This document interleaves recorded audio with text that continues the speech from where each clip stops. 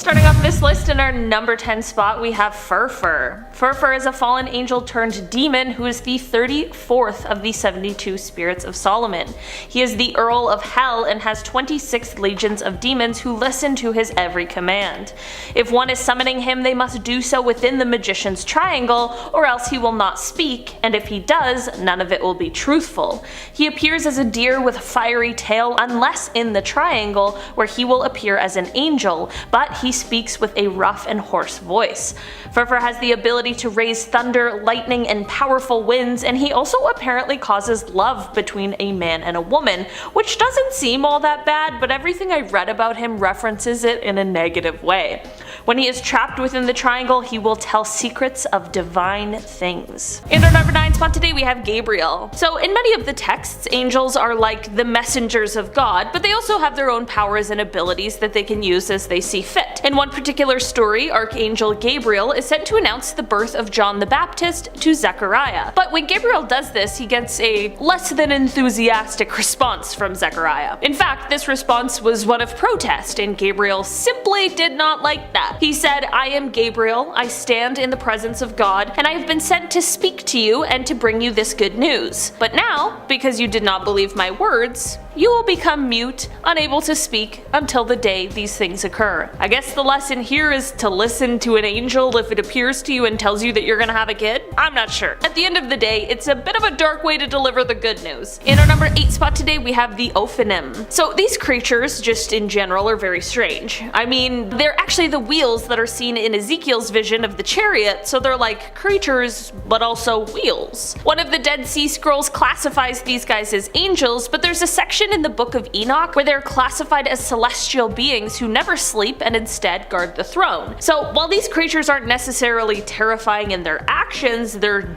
definitely creepy as heck in their appearance. They are called the many-eyed ones for a reason. It is said that these wheels have 4 faces and way too many eyes. Imagine having to ride in the chariot. Like, that's so terrifying and absolutely uncomfortable. No thank you. In our number 7 spot today, we have Raphael. Raphael is one of the true archangels and is the 4th of the oldest of the 5. He is a powerful healer, a guardian angel, and a great fighter, so you might be wondering why he landed a spot on today's list. Well, there's just one story in particular that I really wanted to talk about, and that story comes from the Book of Enoch. Raphael is in a battle with the demon Azazel. Raphael is able to defeat the demon, but decides to subject him to a fate worse than death. The story writes, quote, "Bind Azazel hand and foot and cast him into the darkness, and make an opening in the desert which is in Duodel, and cast him therein, and place upon him rough and jagged rocks, and cover him with darkness, and let him abide there forever, and cover his face that he may not see light. And on the day of the great judgment he shall be cast into the fire." If that wasn't clear enough, Raphael tied this demon up, buried him alive in a hole full of rocks in the middle of the desert, where he just now gets to wait until he can be thrown into a fire and burned alive. In our number 6 spot today, we have the Angel of Death. Within the Hebrew Bible, there are many stories where the Lord sent his angel of death to wipe out any enemies of the Israelites. I mean, one of these stories is the one that is behind what we now know as Passover, and while that is the most famous example, there is apparently a larger one that took place. In 701 BC, it is said that this angel was able to save Jerusalem from an invasion by Sennacherib's army, but it was not without the loss of life, of course. If unfamiliar, Sennacherib, whose name means sin has replaced the brothers, was the king of the Neo-Assyrian Empire from 705 BC until 681 BC. In the end, it is said that in order to save Jerusalem from the invasion, the Angel of Death was responsible for wiping out 185,000 men completely in just one night. In our number 5 spot today, we have Abizthabu. This fallen angel is described in the Testament of Solomon, which I know is not really regarded in the canon of the scripture, but I had to include him. He is said to be one of the angels that followed Beelzebub upon his fall from heaven. He is the sin of pride and is known for his ability to lead people astray. He is most easily summoned in the month of July during the 5th hour of the night, so careful. After his fall from grace, he was left with only one red wing and was condemned to hell. He is said to have control over the imprisoned souls of Tartarus and plays a primary role in the demon world. He himself claims that he was once an angel in what is referred to as the first heaven, and after his fall he began to roam Egypt. During his his time in Egypt, he met with Moses and the Israelites during the Exodus and opposed them. This is when he decided to harden the Pharaoh and his advisors' heart and convince them to pursue those who were fleeing. He went with the Egyptian army in pursuit of the Israelites, but the collapsing Red Sea crushed and drowned him, which left him imprisoned in a pillar of water. Despite being trapped, Beelzebub says that he will return for conquest. In our number 4 spot today, we have the Seraphim. These creatures are ones that appear in the book of Isaiah, and their name translates to burning ones. That's bad enough, but when you find out that they are flying serpents, things get even weirder and more unbelievable. These creatures, despite their terrifying appearance, are the highest ranking celestial being in the hierarchy of angels, so the good news is there are creatures on this list who are doing worse things, but the way these guys look, it's really just not what we think of when we think of angels. These flying, burning snakes don't just have one set of wings and instead have 6 wings sprouting from their backs. Only one set of wings is used to fly, while the others are for covering their faces and feet. They are said to just fly around telling God how great he is, while using their other wings to hide their faces and their feet because they feel as though they are unworthy of looking at God and they don't want him to see any of their imperfections. In our number 3 spot today, we have Uriel. There are stories and texts that say that fallen angels were mating with humans and creating this sort of race of giants. Personally, I think that sounds kind of cool, but according to the text, people did not like that at all, and that includes the archangel Uriel. He was not the only one who was against this, but he was only one of the 4 who spoke up about it and asked for some sort of divine intervention. Also, it's not like he felt anyone was innocent in this mix. Humans were looked on as being just as guilty as the angels, and ignorance was not an excuse. This is all what led to the great flood of the earth in order to rid the world of giants and quote-unquote cleanse the earth. The text says, "Here shall stand the angels who have connected themselves with women, and their spirits assuming many different forms are defiling mankind, and shall lead them astray into sacrificing to demons as gods. Here shall they stand till the day of the great judgment, in which they shall be judged till they are made an end of. And the women also of the angels who went astray shall become sirens." In our number 2 spot today, we have Belial. Belial is one of the crowned princes of hell, but he is also known as hell's brightest fire, evil's match, the king of evil, and he is the personification of wickedness in the Jewish faith. He is mighty and powerful, and this is likely due to the fact that he was created right after Lucifer, which is of course part of the reason why Belial belongs to his order. Belial was once an angel, but after his fall from grace he became a demon of lies and guilt, and he possesses the ability to induce any type of sin, but his favorite of the sins is lust. Belial is so evil that it's said he started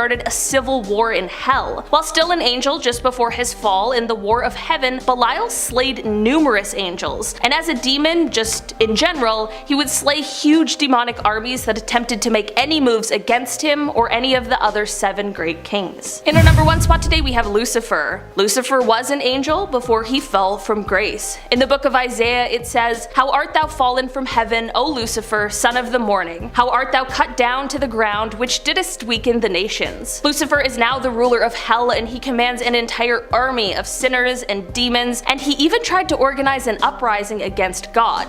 So, I think it's pretty clear exactly why he is a terrifying entity. He also uses his power to send terrible people to Earth in order to terrorize everyone, as well as to try and tempt non-sinners into the dark side. It is said that Lucifer also might just be the one who is responsible for the original sins that were seen in the Garden of Eden. Some believe that he is the snake who placed the temptation there. Number 10, Metatron. I don't think there's a character hated more than Metatron in the supernatural world. Metatron was the scribe in the original scripture. Metatron is an angelic being mentioned in the Babylonian Talmud, Kirkasani, and in the books of Enoch, that he is the highest angel and scribe to God. When Sam and Dean in the show encountered him in the series, he appeared like a harmless angel. He agreed to help them translate the angel tablet that they attained. By the way, I'm not finished watching Supernatural because I'm a loser and I don't have time, so I'm spoiling this for myself for all of you. Love you. Anyways, Metatron had ulterior motives and cast all the angels out of heaven using the tablet. He killed the one, the only, sweet baby-faced Dean, so yeah. We hate him. Interestingly enough though, one biblical study source claims that Metatron is simply a myth and that he wasn't actually real. But like, okay, sure. Anyways, let's move on. Coming in at number 9, we have Seraphim. Seraphims are flying serpents. Need I say more? Seraphims appear in the book of Isaiah, and their name means burning ones or flying serpents. So not only are they flying snakes, but they are fiery flying snakes. And they don't just got one set of wings. No, because why would they? They actually have 6 wings sprouting from their back. 2 are said to be covering their face. Why? Well, when they are mentioned, they are flying by God on his throne and telling him how great and holy and glorious he is. They cover their eyes because they feel unworthy to look at God. Then they have 2 wings to cover their feet. Yeah, that's right. I forgot to mention that these snaky things have feet. They just keep getting weirder and weirder. Anyways, they hide their feet so God doesn't see anything imperfect about them. And then they have 2 wings that are actually used for flying. But still, they sound horrifying. In our number 8 spot today, we have Raphael. Raphael is one of the true archangels and is the 4th oldest of the 5. He is a powerful healer, a guardian angel, and a great fighter, so you might be wondering why he landed a spot on today's list. Well, there's just one story in particular that I really wanted to talk about, and that story comes from the Book of Enoch. In this story, Raphael is in a battle with a demon, Azazel. Raphael is able to defeat the demon but decides to subject him to a fate worse than death. The story writes, "Bind Azazel hand and foot and cast him into the darkness, and make an opening in the desert, which is in Dune Dale, and cast him therein, and place upon him rough and jagged rocks, and cover him with darkness, and let him abide there forever, and cover his face so that he may not see light, and on the day of the great judgment he shall be cast into the fire." If that wasn't clear enough, Raphael tied this demon up, buried him alive in a hole full of rocks in the middle of the desert where he just now gets to wait until he can be thrown into a fire and burned alive. Like, what? I gotta say, that's very dark. Coming in at number 7, we have Lucifer. He definitely deserves a spot on today's list. And before you go off being like, why is he on here? He's not an angel. Wrong. He was one. He's a fallen one. This is based on the book of Isaiah in the Bible. In it says, and I quote, "How art thou fallen from heaven, O Lucifer, son of the morning? How art thou cut down to the ground, which didst weaken the nations?" So it said that Lucifer was once an angel, but then got banished to the depths of hell after he staged an uprising against God. I mean, I think it's pretty obvious as to why he's terrifying and on today's list. I mean, he rules hell and has an army of sinners and demons at his disposal. He then sends them to earth to terrorize humans and tempt them into committing sin. In fact, in the Bible, it's also believed that Lucifer, or Satan, was the snake that tempted Adam and Eve. He has a number of different forms he can change into. But of course, modern times have him depicted as a red-horned beast with a pitchfork. In our number 6 spot today, we have Abizthabu. This fallen angel is described in the Testament of Solomon and is said to be one of the angels that followed Beelzebub upon his fall from heaven. He is the sin of pride and is known for his ability to lead people astray. He is most easily summoned in the month of July during the 5th hour of the night. After his fall from grace, he was left with only one red wing and was condemned to hell. He is said to have control over the imprisoned souls of Tartarus and plays a primary role in the demon world. He himself claims that he was once an angel in what is referred to as the first heaven, and after his fall he began to roam Egypt. During his time in Egypt, he met with Moses and the Israelites during the Exodus and opposed them. This is when he decided to harden the Pharaoh and his advisors' hearts and convince them to pursue those who were fleeing. He then went with the Egyptian army in pursuit of the Israelites, but the collapsing Red Sea crushed and drowned him, which left him imprisoned in a pillar of water. Despite being trapped, Beelzebub says that he will return for conquest. We're now at our 5th and halfway mark with the cherubs. Now, you might be wondering, Lindsay, why are these on the list? Aren't they just plump naked kids with little bows and arrows? They're cute. No, sorry, but the Bible has them depicted a little differently. In fact, they are terrifying looking.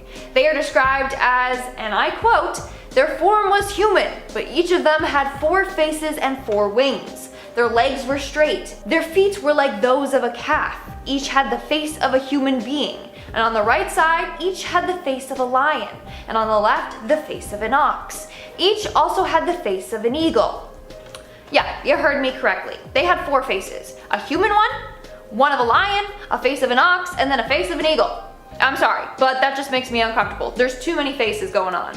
But wait, that's not all. Each head had its own set of wings, and they appear to be on fire. So they're just a weird human-animal hybrid thing that's on fire. Can't forget the fire part. But wait, it gets worse. In Ezekiel 10:8, it claims that their backs, hands, wings, and their whole body were covered in eyes. That concerns me. Why do they need that many eyes? Imagine summoning that thing. Like, its appearance alone would just scare the crap out of you. No thank you. In our number 4 spot today, we have AZRAEL. AZRAEL had to be included on this list today if for any reason, because his name literally means God forsaken or God deserter. AZRAEL is the angel of ruin and one of the fallen angels from the Gregory. After leaving the angelic post and straying from the angelic duties, AZRAEL dedicated his life to leading humanity astray. AZRAEL completely abandoned God and his grace and wishes nothing from him. AZRAEL believes that God is basically just another common celestial who has hoarded all of the power at the expense of the rest of creation. During and after his fall, AZRAEL questioned why God wouldn't just completely remove any evil and malice in the hearts of his creations, and this led to him believing that God was a tyrant who only cared about worship and praise. Coming in at number 3, we have SAMAEL. First off, SAMAEL's name literally means the venom of God, the poison of God, or blindness of God. Pretty intense for an angel, right? Well, he's not just any angel. No, he's an archangel of death. He killed people under God's orders. So basically, when God tells him to go kill someone, he will show up and confront them with his sword drawn. The tip of the sword contains a drop of poison, so when he jabs the person, it will not only cause a nasty wound, but will contaminate their blood with poison and they will die a slow, painful death. Now, in Hebrew lore, he is the prince of demons and is the executioner of death sentences handed out by God.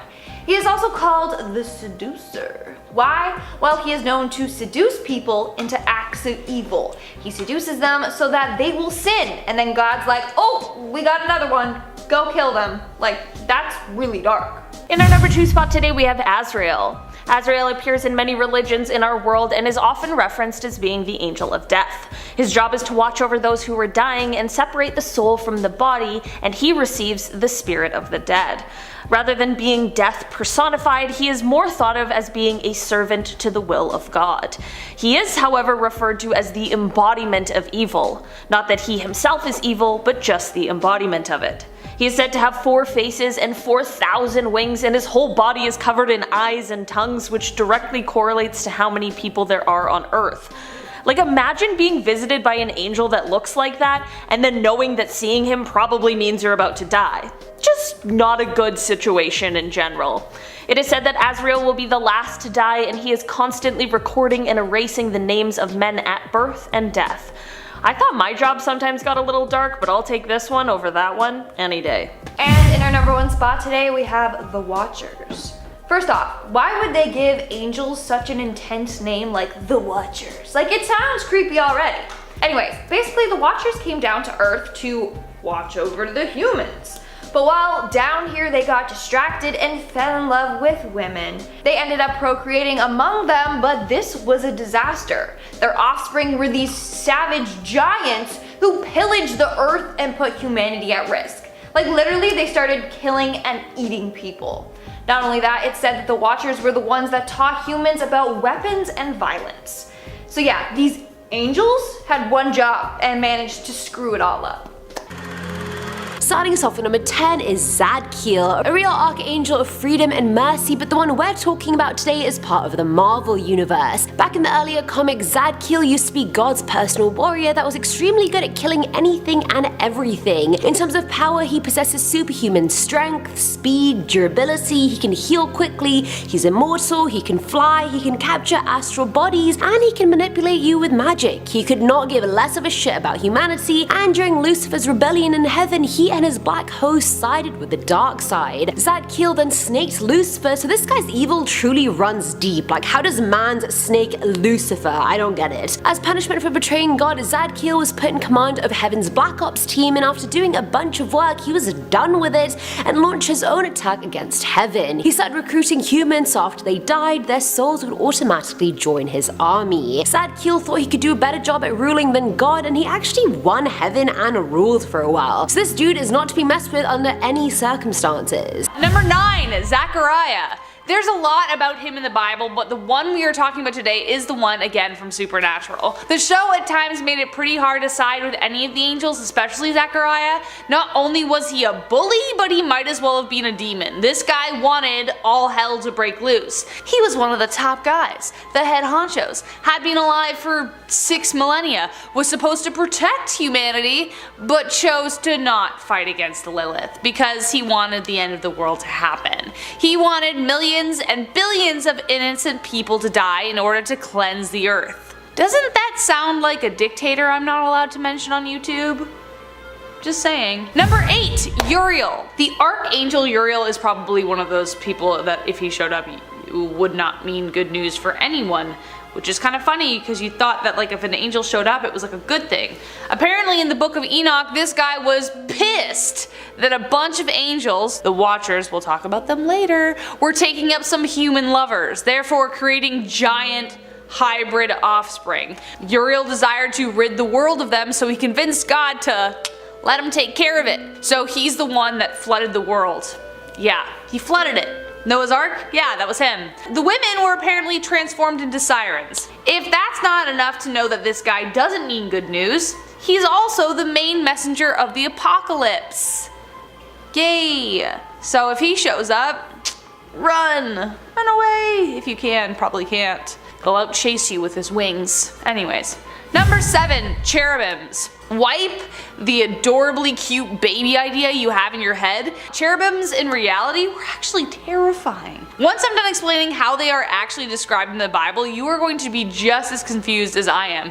Cherubim were absolutely terrifying to behold. Like, they sound like they were demons. They had 4 faces, one of an ox, a lion, a man, and an eagle, and had 4 wings, and they moved on some kind of wheel within a wheel device that was like covered in eyes. Oh, and apparently they looked like they were also on fire. I don't know. The image we have of cherubims today, the cute chubby baby ones, were a copycat of the Greek and Roman depiction of Cupid. But yeah, I guess who would want a picture of the 4-headed monstrosity on their wall or in a church in stained glass? No one is the answer. Number 6, the Watchers. According to Daniel 4:13, Nebuchadnezzar had a dream after which he remarked, quote, "I saw in the visions of my head while on my bed that there was a Watcher, a holy one, coming down from heaven," unquote. The Watchers were a group of angels who, well, they watched. They did that pretty well. They served as the eyes of God and reportedly got into some mischief that you'd assume demons would be good at. Like, you didn't even know angels were lustful at all. You know the destruction Uriel caused above? Well, the Watchers may have been the reason why. The Watchers apparently got so hot and bothered looking at us hot earth women, who could blame them, that they were like, we gotta get some of that. Their human relations caused some strange after effects though. Their offspring were bloodthirsty giants over 1,000 feet tall and they just kept having them. Like, I really hope they started out like really small because making anyone give birth to that is a crime in itself. Anyways, Uriel drowned them along with all the other innocent people of the world, so I don't know who's worse in that scenario. Number 5, Gabriel. Oh, sorry guys. The Bible makes it pretty clear that it's probably a good idea to fear archangels because, well, they are anything but the sweet and pure images you saw at your childhood church. More like warriors that go out to punish. I know, I thought Satan did that job, but apparently not. You got punishment from both ends. Great. Gabriel at one time was given the task of announcing to Zachariah the birth of John the Baptist, but Zachariah didn't want to believe him and put a stink up about it, so Gabriel, obviously having a short fuse and a very inflated sense of self, was like, quote, "I am Gabriel, I stand in the presence of God, and I have been sent to speak to you and bring you this good news. But now, because you did not believe my words, you will become mute, unable to speak, until the days these things occur," unquote. I don't know what he was talking about, but the dude literally pulled an Ursula on the poor guy just because he didn't believe him right away. I would say that's not very angelic, but he is an archangel, so. Number 4, the weeping angels. Okay, I know. Hey, aliens, angels, look, there are plenty of moments in the Bible that potentially depict the two were one and the same, and we're gonna do a video about it, hint hint. Please spare me one nerdy moment where I make a Doctor Who reference. Just one, okay, just one time. I'm still talking about angels, so it counts. They could be in the Bible, I don't know. Don't Blink, anyways. Don't Blink is one of my absolute favorite episodes of Doctor Who, as it introduced one of the most terrifying creatures in the universe, the Weeping Angels. The Weeping Angels disguise themselves as statues you'd see in graveyards or gardens, always seen weeping over a loved one with their hands over their eyes. But blink, turn away for just a second, and you'll wish you never had. The angels feed off of residual energies, and they are creatures from another world and are known as the Lonely Assassins. They are quantum locked and therefore can't hurt you when they're being observed, but turn away and you're dead. They send you back in time. The day you left becomes the day that you die. Number 3, JOPHIEL. Based on the whole Eve and the apple thing, I'm honestly not sure what God had planned for us if he didn't want human beings to have knowledge. Like, were we just gonna be in his own like perfect Sims world that he built walls around and then like laugh as we just keep running into the same corners? Like, was that what was gonna happen? Like, you know? But God did not want us eating the apple. Yet we did. But it was the angel JOPHIEL who threw us out of the Garden of Eden to let us fend for ourselves. He had a massive sword made of fire, and when Eve ate the apple, they were the first to ever face the wrath of his supernatural power. All because they eventually wanted to have some agency and maybe understand how things work. Sorry about it. Number 2, Lucifer. I know, Lucifer's the devil. He's not an angel anymore. Well, technically he still is. He just fell a few feet. Get it? Fallen angel. Okay, whatever.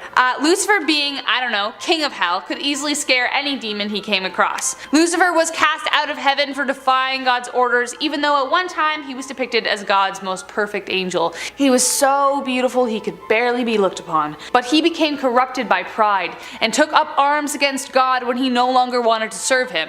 He, along with the rest of his fallen angels, now rule hell and punish all those condemned to damnation. Yeah, sounds like a guy you don't want to mess with. Sounds like the wrong kind of angel. And last but not least, SAMAEL. Ever lose a loved one in an awful way, or just in general? Of course, everyone has. According to Christian and Jewish lore, SAMAEL is the angel that brought death to the world. He is also known as the accuser, the seducer, and the destroyer, and is commonly associated with the Grim Reaper. SAMAEL apparently went down to kill baby Jacob while he was still in the womb before Michael stopped him, which is a pretty awful thing to do. His angelic job is to test humanity and attempt to seduce humanity towards sin. Like, that's what his job is. Some say he is synonymous with the devil himself, while others say he is just an angel who functions under God. If humanity fails Big G's judgment, they send good old SAMAEL. Sounds like a pretty scary angel to encounter, even if they aren't a demon. Coming in at number 10, we have the Angel of Death. Wrong placement. Also known as the Grim Reaper, the Angel of Death is the dude who will come visit you as you're passing on to the other side. A guide who will tell you where you are headed and where you're going to spend the rest of existence. Now, sometimes this is good and sometimes this is bad, but there have been stories of the Angel of Death screwing up his job by either taking the wrong person to hell or taking the wrong person to heaven. I can't really think of a bigger crime than taking a serial killer and walking him right into the pearly gates. That might be one of the worst cosmic crimes you can possibly commit. Coming in at number 9 is Gabriel. In the 2010 action horror Legion, the Archangel Michael goes to Earth and ends up being the angel trying to save the human race. A waitress called Charlie is pregnant with a baby who's going to save humanity, except God doesn't want humanity to be saved. So he sends an army of angels to Earth to end the human race, and the angel in charge of the army is Gabriel. He goes on a killing spree and kills Michael, who later comes back to Earth and says that Gabriel did what God wanted, but that he himself did what God needed did, and therefore Gabriel failed. I mean, God did send him down there to kill an unborn baby, surely he should have known something was wrong there. Either way, the TV show Dominion is set 25 years after the events of the movie, and in it Gabriel is still hell-bent on killing mankind. He even managed to convince all the lower angels to fight with him. So an immensely powerful archangel hell-bent on killing us all sounds a lot worse than Succubus, for example. You know? At number 8 we have SAMAEL. In the Book of Enoch, this fallen angel is known as the leader of a band of other fallen angels called the Watchers. This group became possessed with their lust for human women and continued to consummate despite it being a sin. SAMAEL created 2 half-human, half-giant sons and continued to corrupt his fellow angels into seducing women. His encouragement led to the offspring of these women being giants, and together with the angels they murdered, dominated, and exploited inferior races of men. And I mean, when you have angels and giants in one army, you know you're gonna lose. You may as well just give up. Surrender, it's over for you.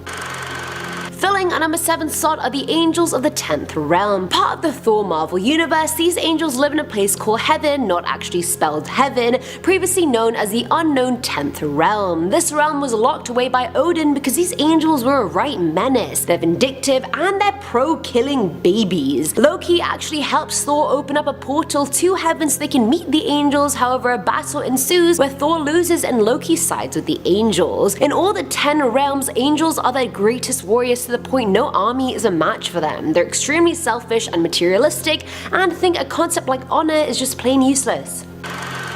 Now at number 6 is Gabriel. What a surprise! Gabriel, why'd you have such a bad rep? Jeez, come on now. Anyway, in the 2005 occult detective film Constantine, half-breed angel Gabriel is a bit of a problem. Gabriel absolutely hates humanity with every fiber of its being and hatches a plan to unleash Satan's offspring, Mammon, onto Earth so humans can die so they can go to heaven. So I mean, it sounds like a good deed, but it most certainly is not. To claim the Earth for himself, Mammon needs help from God and a powerful psychic on his side, both of which he has, and he has the help of Gabriel, the selfish hoe. Gabriel literally tries to stab a possessed woman's belly to get Mammon out of there, and Satan eventually incinerates her wings off. You know it's bad when Satan is involved in doing the punishing. You know it's bad.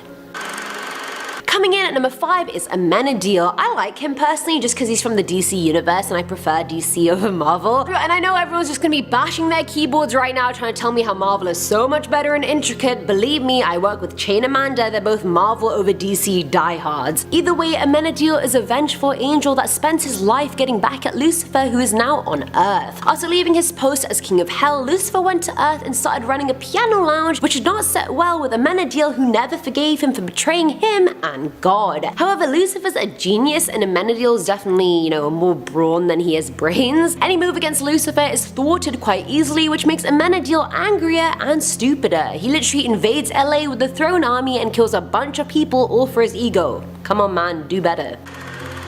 At number 4 are the angels from Supernatural. I honestly did not think that show could last as long as it did, but I mean kudos to them. 15 seasons, Azam Zaddy. Now the series follows 2 brothers who essentially hunt ghosts, demons, monsters, you name it, they hunt it. Supernatural also has a lot of angels in it, the good of which being few and far between. There's probably only like 2 angels that are relatively good on the show, Castiel and Gabriel, and even they are not saints. Gabriel literally forced Sam to watch Dean die 100 times in a pocket universe, and he's in the top tier of nice in the show. That's not nice. Most of the angels on the show have no issue killing humans. The first half of the show actually features most of the angels wanting Satan to escape from hell just so the apocalypse can happen, and that's not even because they want it, it's literally because they're bored. Other antics include Angel ZACHARIAH removing Sam's lungs for a few minutes just to prove a point, Metatron killing a bunch of humans, and also turning angels into suicide bombers. Like, hello, calm down.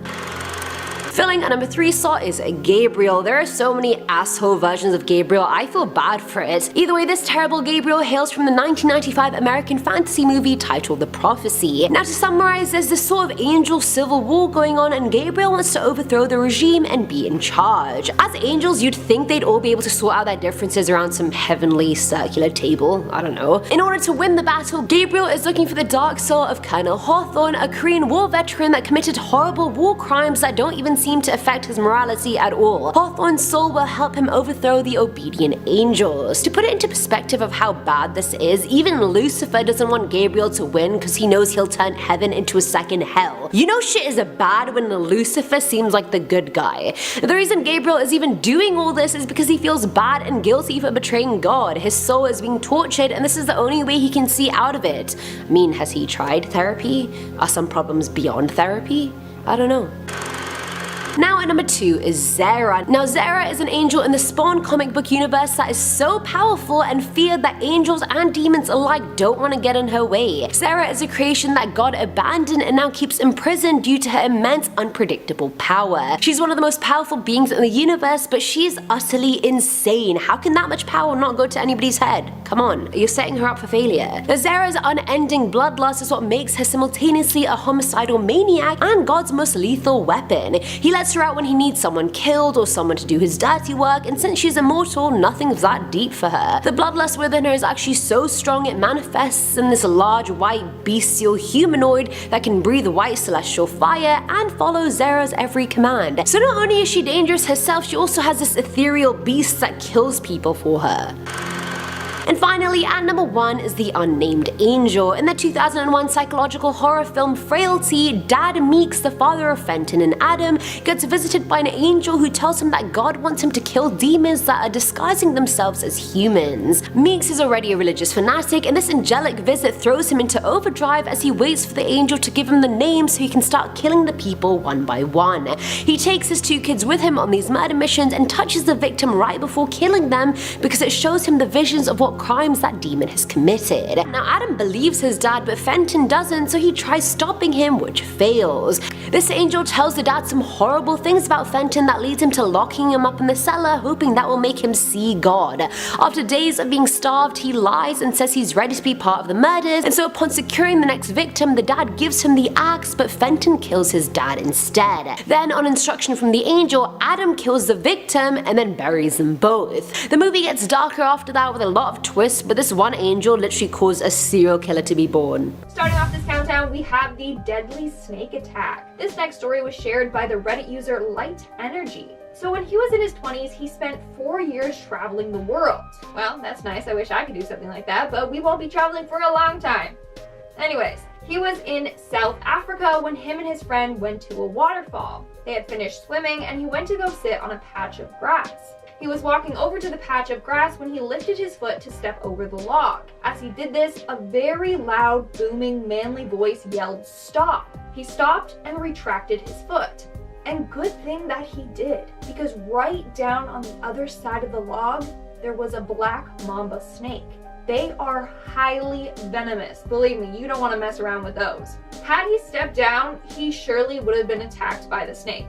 So that voice that told him to stop may have been his guardian angel, warning him about the danger. Coming in at number 9, we have Destroying the Universe, Bartleby, Dogma. Leave it to Kevin Smith to come up with a movie that blends the world of supernatural with the world of comedy so perfectly. And leave it to Kevin Smith to put Matt Damon and Ben Affleck in a movie together. Those two might have never made it in Hollywood without Kevin Smith's help. But the movie Dogma starts with 2 angels as they have been kicked out of heaven, and now they are tasked with finding a way to sneak back into heaven. They manage to work something out, but in this process they also learn that if they go through with their plan, they will be walking back into the Holy Realm, and that will prove that God is wrong and possibly cause the end of existence. And Bartleby decides to go through with the plan anyways, which is probably the rudest thing you could ever do. Coming in at number 8, we have Vandalism. A lady online who calls herself Shelly said she had an encounter with angels that was very unfortunate. Turns out angels will sometimes take offense to the way you decorate your home, and they will trash the place. She claimed that she had purchased a large picture of the Mother Mary and put it up in her living room, and not even a week later she was visited by 2 angels. This was in a dream, and the 2 angels looked like glowing beings of light that came to her with a message. They told her that the picture needed to be taken down immediately. She woke up from this dream in shock, but at the same time she figured it was probably just a dream. I mean, you don't actually see angels. Well, she didn't take the picture down, and I guess Shelly should have listened because she came home from work one day. She found that her whole living room, including the picture of Mother Mary, had been ripped to shreds. Now this could have been someone breaking into her place to take everything from her, or it could have been a wild animal that snuck in through the window. You could answer yes to both of these, but Shelley was convinced that this was angels that came in and vandalized her home. Coming in at number 7, we have murder. Having an angel come visit you after you die is probably the best thing that can happen. You immediately get the message that you're going up to the pearly gates. But what if an angel came down to you before you were dead? Well, that could be cool unless it went like this. A Redditor wrote about seeing an angel in real life. He was just sitting on his porch on a nice summer evening, and there was a man walking down the road. Out of nowhere, he saw a bright light coming down from the sky. It looked like a shooting star. Well, that came down to this man walking in the street and enveloped him. It was too bright to see what was happening, but then the light shot up into the sky and the man was laying on the ground dead. He said it looked as if an angel came down and killed this man. Is that what happened? I have no clue. It could have been aliens, it could have been an angel, it could have been a spontaneous combustion, who knows. Coming in at number 6, we have more murder from ZERA in Spawn. Spawn comics are home to some of the most evil angels you will ever encounter, and it should be no surprise that there is one more evil than all the rest. ZERA is what happens when God makes a nuclear bomb. She's a being that has so much power that the only time she gets to walk through reality freely is when God wants a job done right. The big man upstairs will unleash his creation on the universe to take down his enemies, and she will do it swiftly and usually without anyone standing in her way. If you are dumb enough to try and get in her way, she will turn you into dust faster than Joey Chestnut eats an Oscar Mayer wiener. By Nathan Handworker, who had immigrated to the United States with his family just 4 years prior, selling hot dogs for a nickel. Coming in at number 5, we have Treason, MANNY from Constantine. I'm just giving everyone a heads up here that there are some spoilers for the TV show Constantine coming up in just a second. I don't think that's going to affect a lot of people, but I just wanted to be nice. Well, in the show, there is an angel named MANNY who seems to be a good guy working with the heavens and Constantine. Well, it turns out that the whole time he's been working with the darkness and he's actually evil. I can't think of a more treasonous act than working with God, but actually working with the devil. Coming in at number 4, we have killing people and babies, the angels of the 10th realm, Marvel. If you're going to be the god of thunder, then your enemies are going to have some pretty hefty weight to them. So how about a whole realm of angels who are hell-bent on ripping down life as we know it? These angels see themselves as better than pretty much everyone, and they want to go on a mission to cleanse all life that they see unfit. Like, dude, just let people live. Why are people always trying to push their way of life on people? Like, if you want to sit in the basement and eat Doritos and play video games while you make money off of feet pics, that is your choice and you should be able to do that. In fact, that sounds like the perfect self-sustained ecosystem that doesn't require you to leave your home if you have enough Doritos. Basically, a paradise. Also, these angels have no discrepancy on how young they will murder, so there's that. Coming at number 3, we have killing people and babies again, Gabriel Legion. What would humanity do if God sent down his angels to kill us all? Well, we would probably nuke him. I don't know if that would work, but I think that's what we would do really fast. We would nuke him right away. But in the movie Legion, we get a look at what God's holy wrath might look like, and it all comes from the hands of Gabriel, one of the archangels who comes down to earth to kill a baby. Why does he want to kill this baby? Well, because apparently this baby is going to save mankind, but God doesn't want that to happen for some strange reason. So Gabriel has to try and murder a kid and kills a bunch of other people along the way. So murder and attempted murder are pretty big crimes if you ask me. Coming in at number 2, we have Original Sin.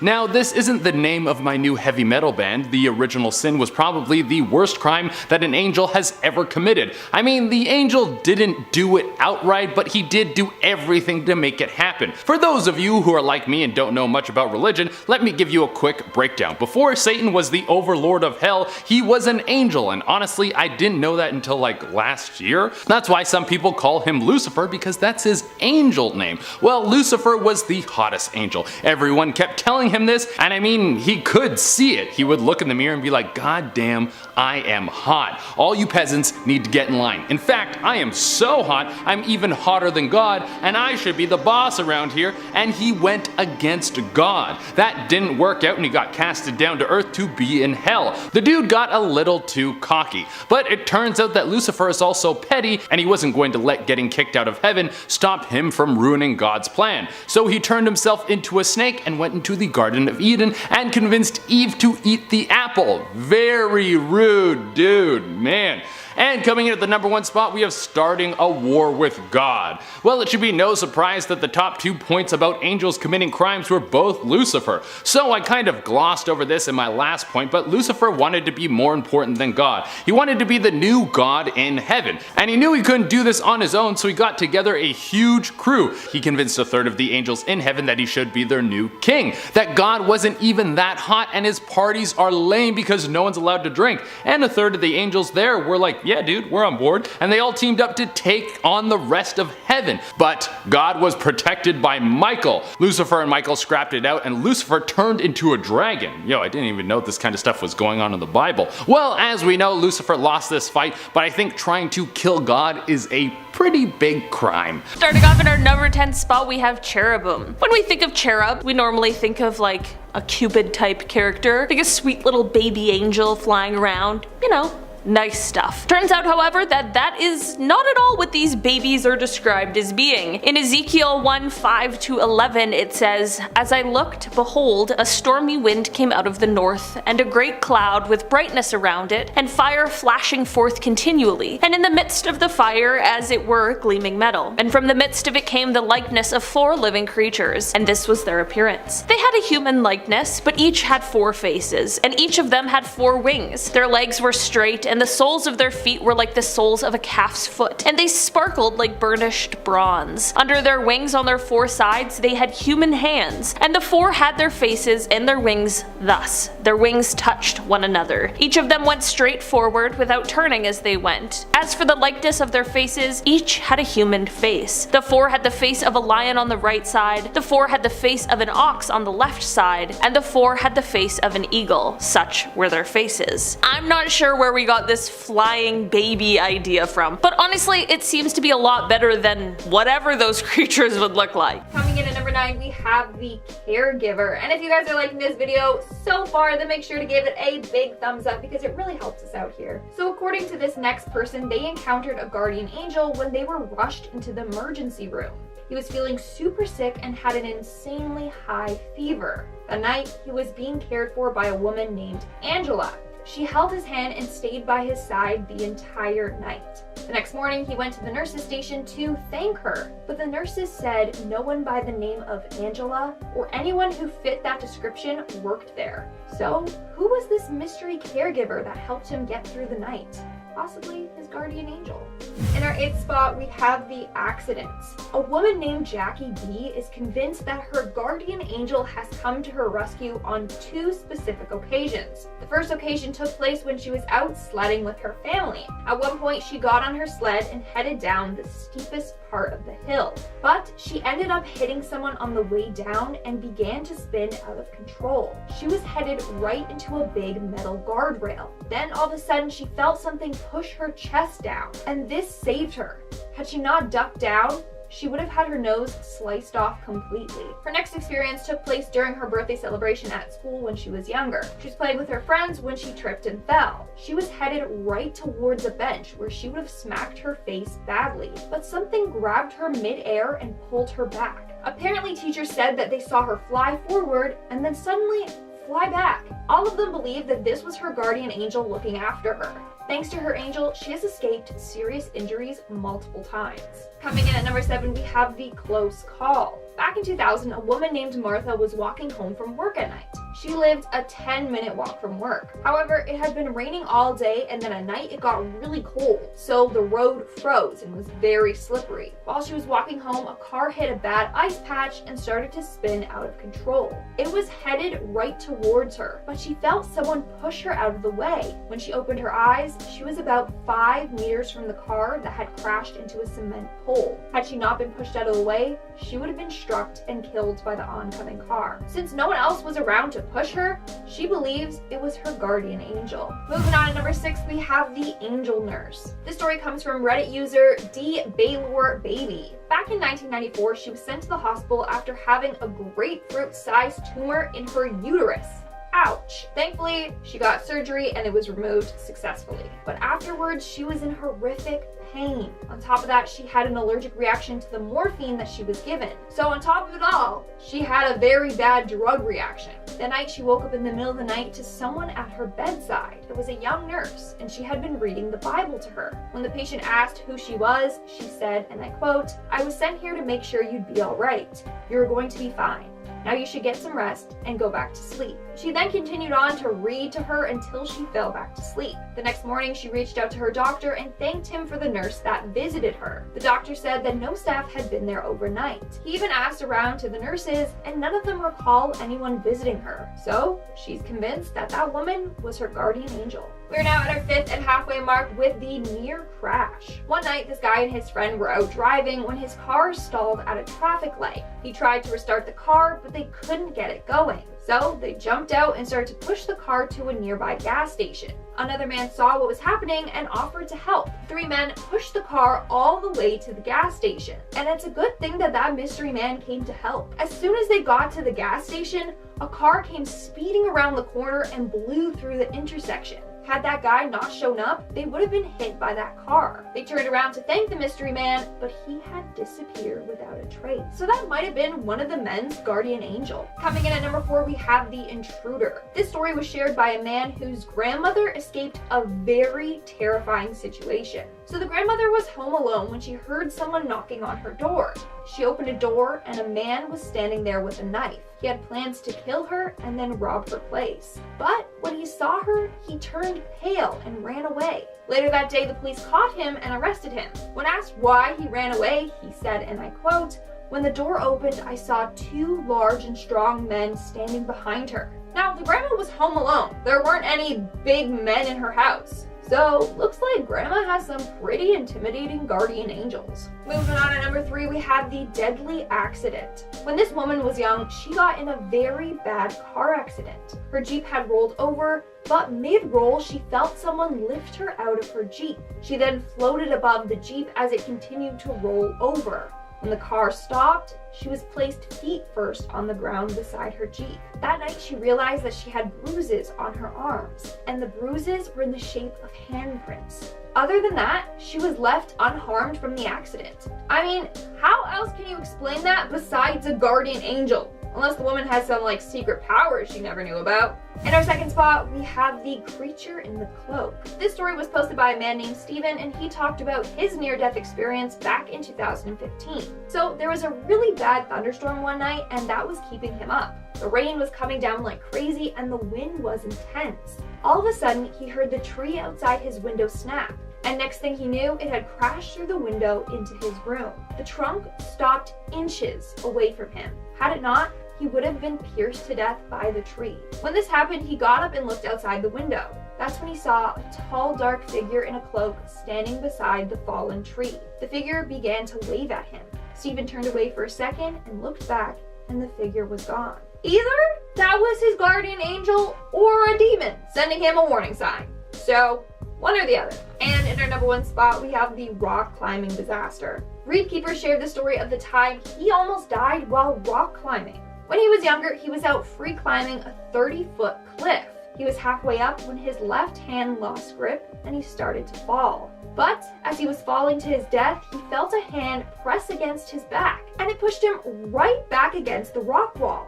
Had this not happened, he would have fell to death for sure. Now, there's no logic behind what happened. Like, how can you go from falling and then all of a sudden being like, oh, I'm fine, I'm back on the wall? It just doesn't add up. So it seems like this was his guardian angel looking out for him.